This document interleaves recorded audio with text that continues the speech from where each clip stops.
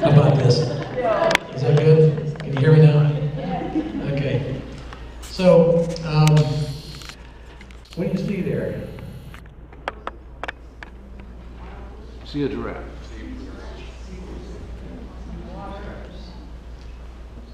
What are those black things? Those are shadows. Those aren't the horses.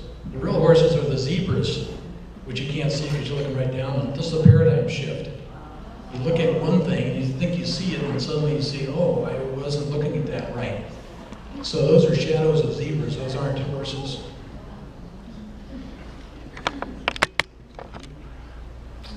So a paradigm shift is where reality becomes shadows and a new reality emerges. So how does a paradigm shift begin? This is an example of the kind of thing that exists, and we look at that and say, well, no, I don't think that's really what we meant.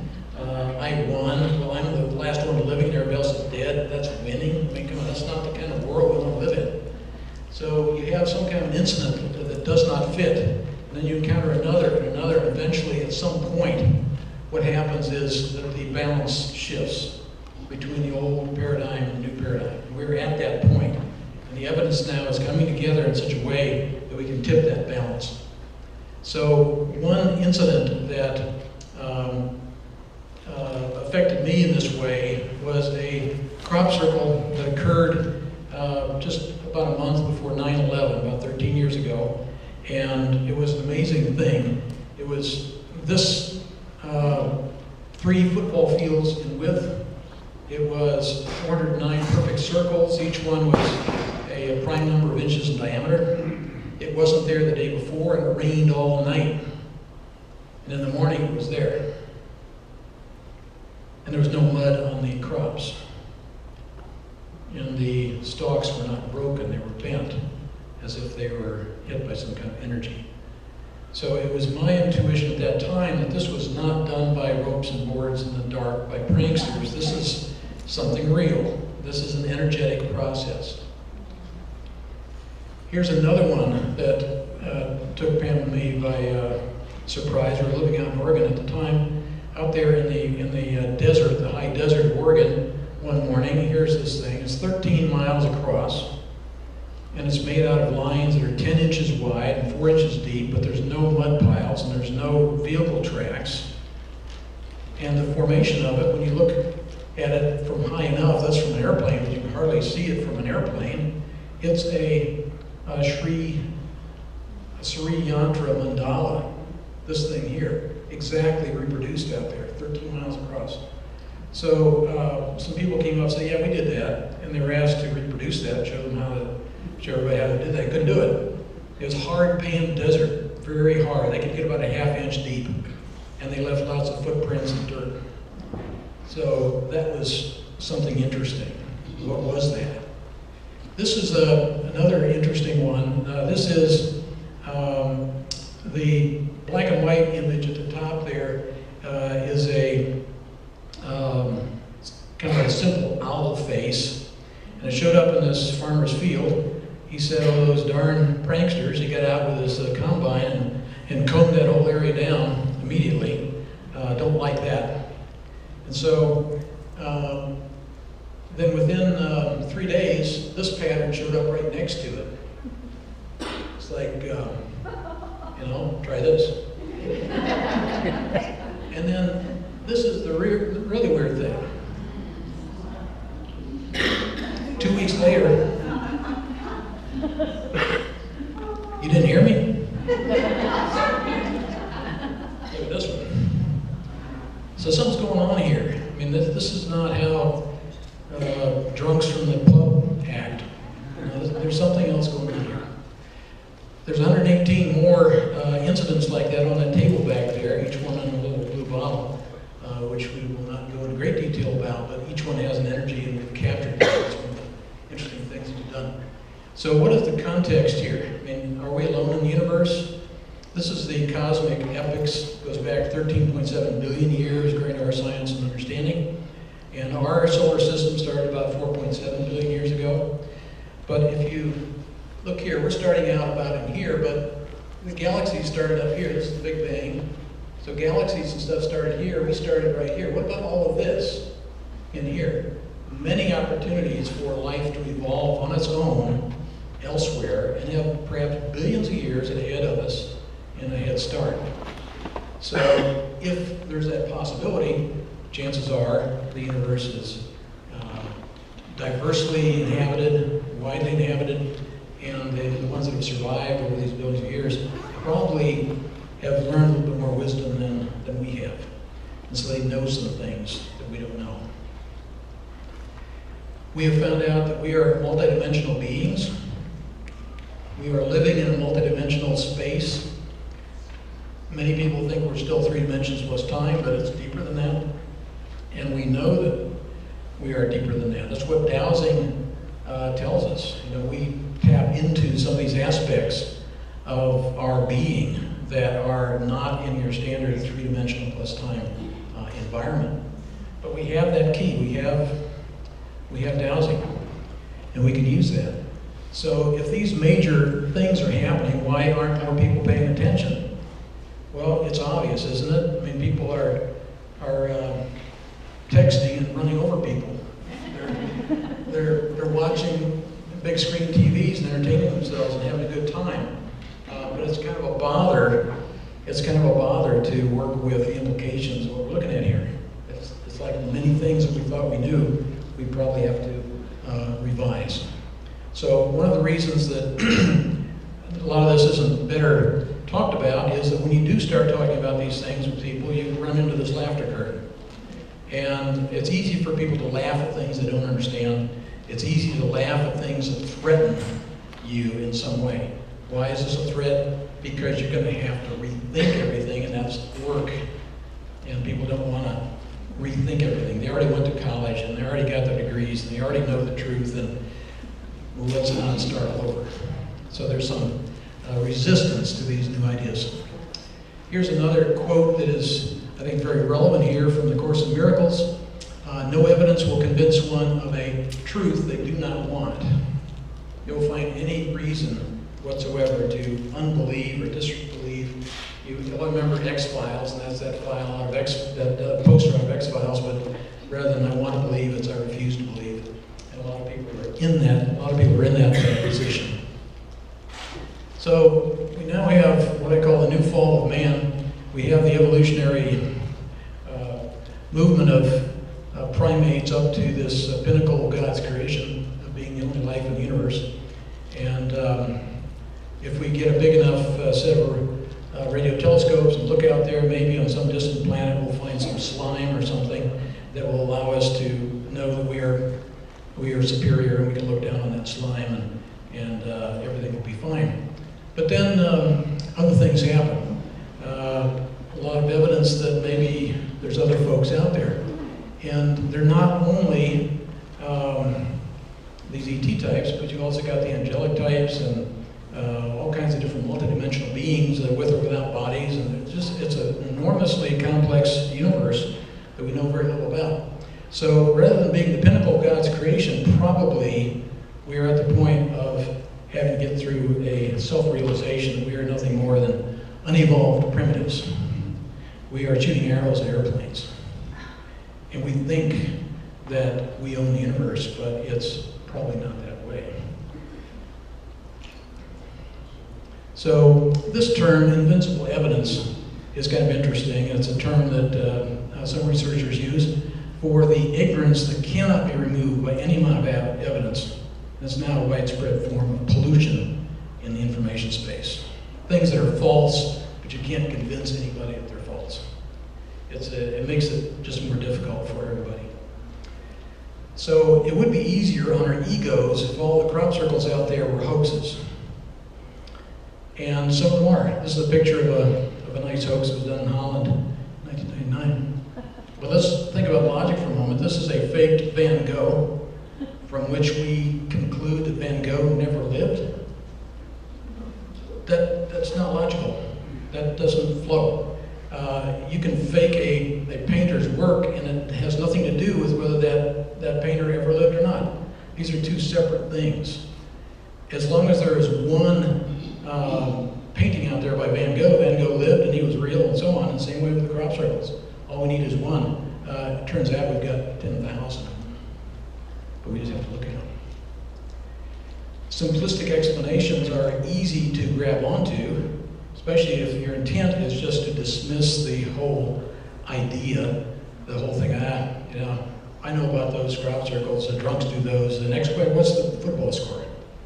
It's at that level. So this is how the crop circles are made. You put a stake in the middle, you put a rope on it, you take a board, you go around the circle, and pretty soon you've got that squashed down circle, and you've got a crop circle. That's how they're all done.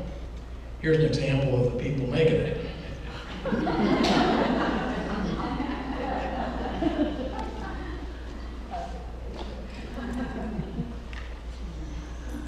Let's do this one with a stake and a rope and a board in the dark.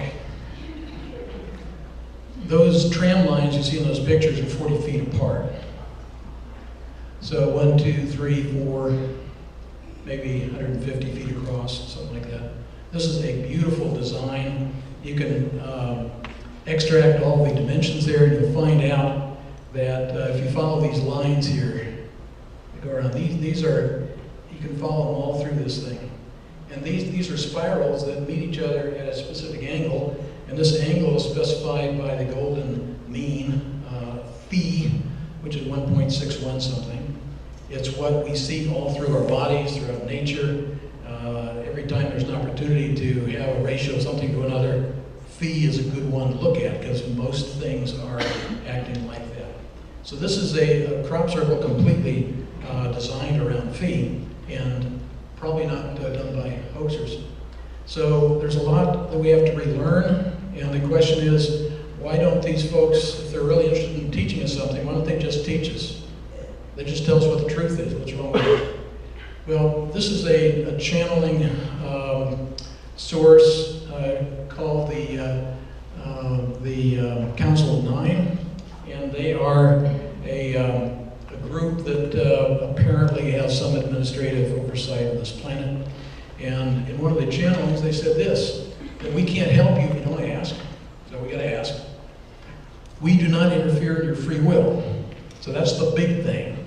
That's why they don't land on the White House lawn, because they know from their millions of years ahead of us experience what happens when, for example, we go into the Amazon and find some tribe that never saw anybody before from an advanced technology society. And what happens? Well, the advanced folks come in and say, boy, try this.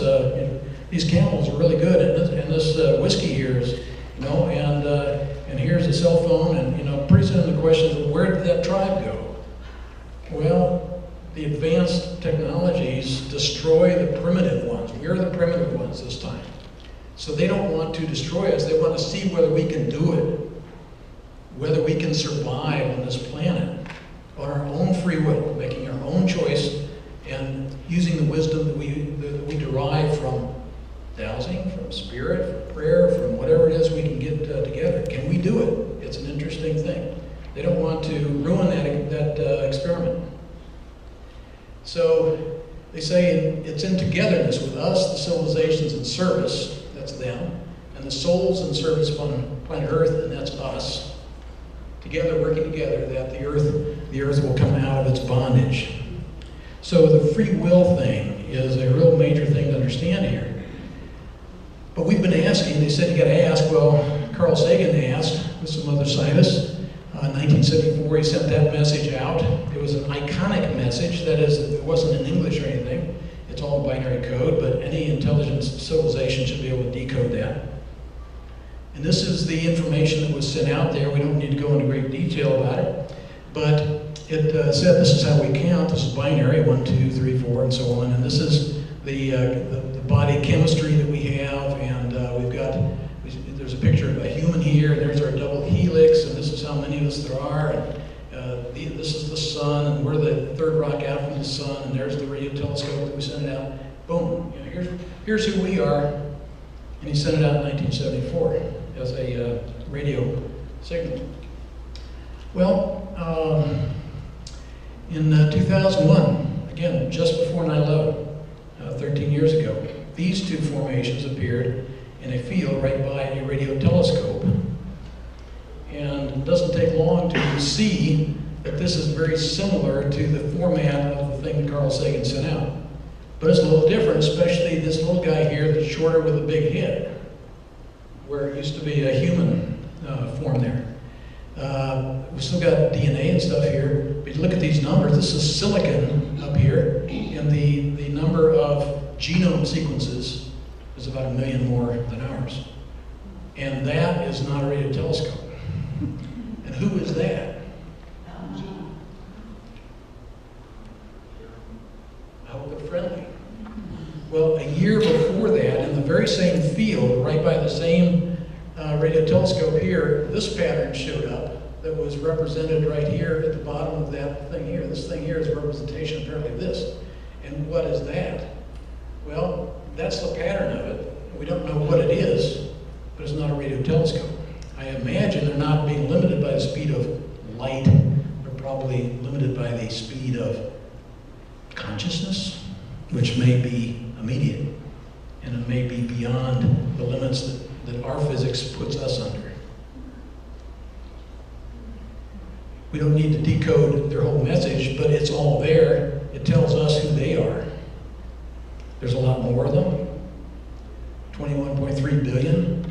We're not sure what solar system that is, but it's different planets. They may look something like that. This is that thing there. There's a silicon. Silicon is a characteristic of beings with exoskeletons, the ones we call insects. Ooh, bugs, step on it. We gotta get over that. You know, they may be our mentors.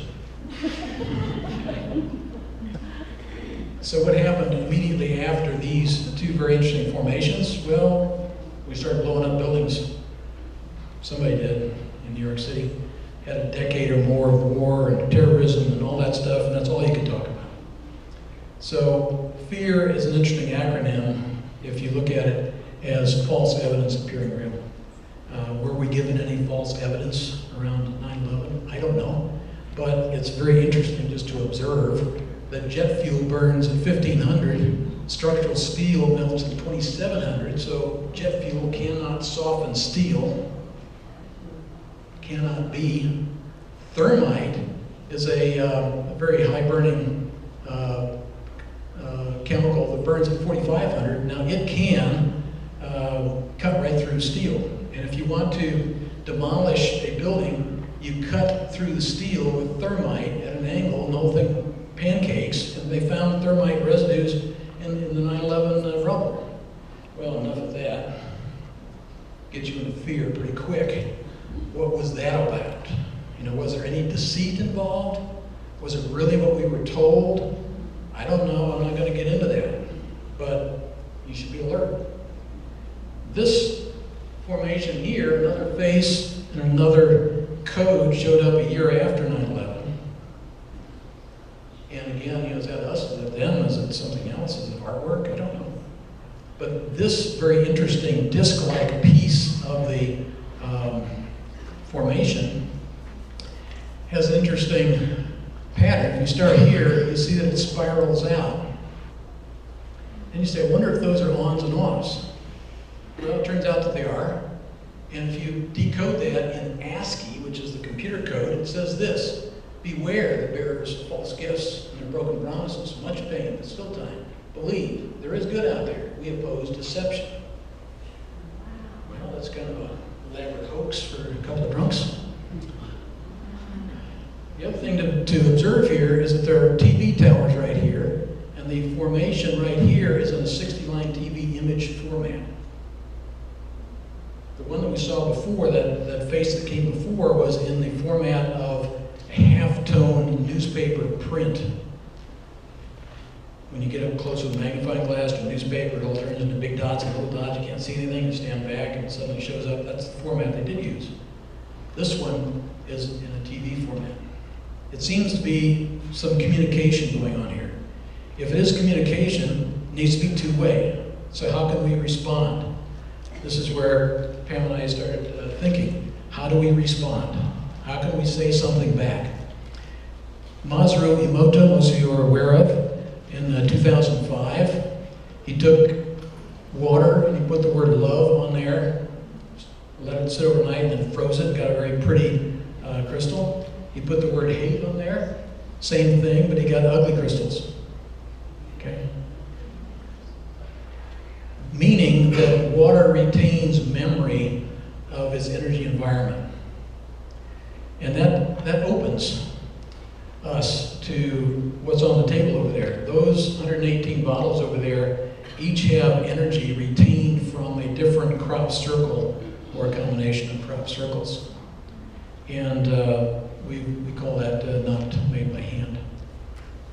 Notmadebyhands.com. These are a couple of dowsers that worked with us over the last dozen years or so. And we've got Barbara Lamb here, who is a master dowser who takes people into the crop circle fields every year. And we were with her last summer. And she uses dowsing to determine whether or not a formation is authentic, that is, not made by people. And if it is authentic, where are the edges of the energy patterns? Where is it most energetic? That's where she sits in a meditative stance with pure water from the Glastonbury chalice well and asks that the circle makers, whomever they are, allow the beneficial energies that are intended for the human race to be remembered in that crop circle, or in that water. And this is Angel Rose O'Grady. She's also a dowser, and she's a sensitive and psychic, and she reads the Akashic Records. So we had her sit down with all 118 of those, go into the Akashic Records and ask questions like, who made this? What should we know about this? What is this good for? And we have a whole binder of that kind of readings over there. Will be a book before. Now, there's a interesting person sitting over there by that quilt on the wall, Satya Elkhorn, and she'll be talking as soon as I finish here in a few minutes. But she's down here. This is a chart basically of some of the connections between her and us and the crop circles and them over there. It goes like this. There's the Mill Hill Formation. At the end of 2012, when the calendar was turning, the Mayan calendar and everything, we had a gathering of people. We were working with people around the world, and we intuitively added these colors to that in motion, and we have videos, and it turns out to be an intention manifestation tool. It's been very interesting. It often is a part of some of these other composite energies that are out there. If we put a combination of things together, this is usually one that is involved with it. It's where it started. And so here's one of these bottles that is formed in this way. This up here is a formation that occurred a few years back, and it's unusual because it's not very circular. It's hard to call that a crop circle. It's kind of a crop diamond or something. And when we had these essences out at the Namaste Center a couple years ago, Satya came over to us, as some of you will, and you say, I've got to have that one. It was just intuitive. She's a dowser and all that. She knew that was the one she had to have. Which one? The one based on this. And she was going through a process, she'll tell you about this later, that allowed her to envision and create these things she calls elementals, which she will tell you about. This particular one, with this characteristic equilateral cross, diamond shaped, and so on, was what Pam and I took to England last summer, asking that the circle makers make one for us. And this is the first one of 3 in a row that they made for us over 2 days. And I want to talk to you just a moment here about what that means, because it's significant. So that's our group of 18. And we asked the circle makers for something diamond shaped with an equilateral cross in it. And that was the idea that we were starting with right there. And the first response we got was this one here, which is clearly diamond shaped and follows the patterns that we asked for. This occurred the very night that the 18 of us were meditating on this, each in our own way. After we had seen this for a while, worked with this, we counted the components in this formation, found that there was 18 of them, just like there was 18 of us in the group. And if you look up here, you see these beautiful, by the way, I'm going to turn on the light over there, Pam, when you get a chance. Right over there, is the very being itself, the one that we call potential. And it looks like this, it is that, it's right over there. But you can see the pattern. You can see the 4 beads, 2 beads in each of the 4 quadrants. These were the last beads that Sadia put on there, at which point it was very, very clear to her intuitively that this was the one that Pam and I needed to take to England and led to all of these other consequences. The next night, this one showed up, also diamond-shaped, also with a characteristic equilateral cross in it. This one is named Two Mass. These names come through the Akashic Records.